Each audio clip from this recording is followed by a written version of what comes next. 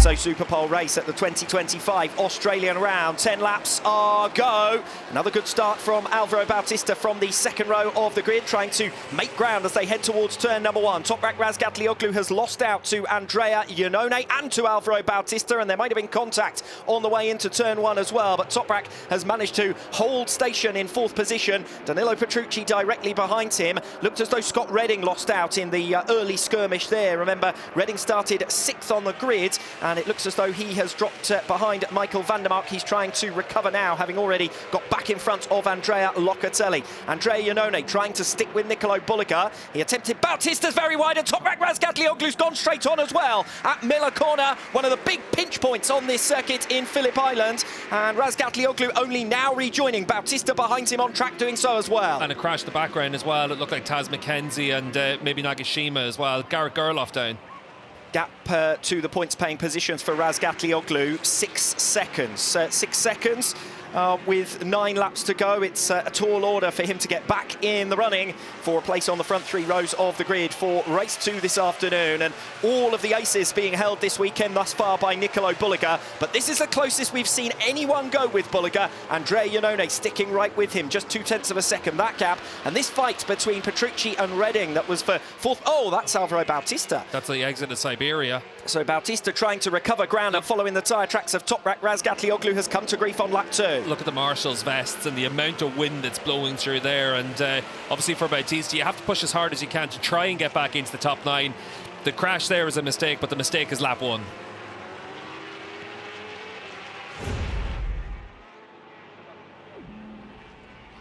You can see there for Toprak, he's managed to thread the gap there through Bulliger and Iannone.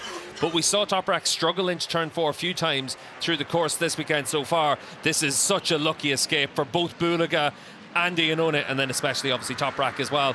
And for Bautista, you'd imagine he's been unsettled by what's happened around him there at that moment, and he's had to take that avoiding action. That was riding on board with Alvaro Bautista. You see Toprak shooting through. You can see for Bautista there, he's obviously looked to go into the corner, but he's got nowhere to go with Toprak in that moment. Then subsequent incident for Bautista as he tries to recover. Taz McKenzie did run off at turn 4 as well on lap 2, and we're then able to see just how far down Bautista has fallen with that. But Alvaro, he's well down the order after those 2 crashes, and not really an awful lot of information to be gained for him by staying out.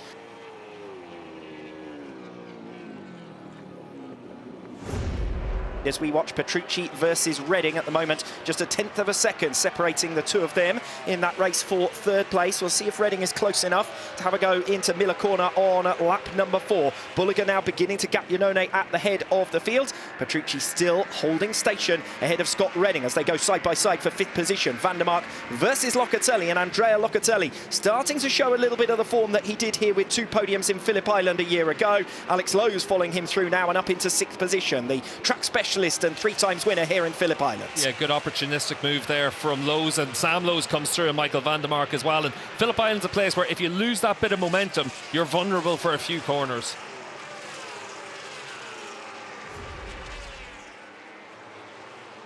Yeah, better lap this time around for Toprak as we watch a big moment there for Scott Redding. He's able to collect it though. He didn't lose too much time. You can see now Sam Lowe's just getting that little bit closer as well. And last time around that mistake cost about 0.3 of a second for Scott Redding.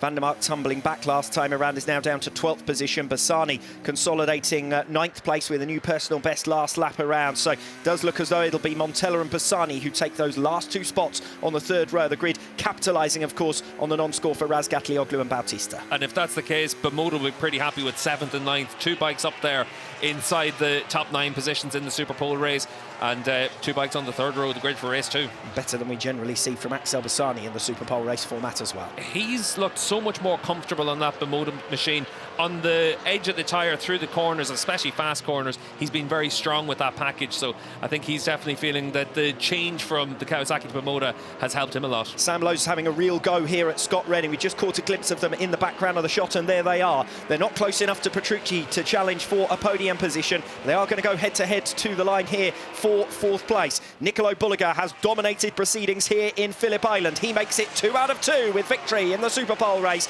Andre Iannone makes up for his disappointment yesterday by getting back onto the podium for the 2nd consecutive season in Phillip Island. It's Petrucci, Redding and Lowe's covered by just 0.4 of a second over the line. In the race for 3rd position, it is Petrucci who holds on for a podium despite the best efforts of Sam Lowe's, with a new personal best on the very final lap. And that bodes very well for Lowe's going into race 2, that he's able to manage that tyre so well. I think he's going to be one rider to keep an eye on all the way through that 20-lap race. But obviously enough, Bulliger able to take that comfortable race win in the end, but Iannone ran him tight for that first 3 or 4 laps. That'll give Iannone and Go 11 a little bit of confidence. And then obviously we've got Razgatlioglu and Bautista coming through from the 4th row of the grid in race 2. And unfortunately for Alvaro in particular, it did look like when Toprak has had to come through Bulliger and Iannone, that Alvaro just didn't really have anywhere to go, and he had to just sit the bike up. And ultimately at that point you then have to just ride every lap like it's qualifying lap,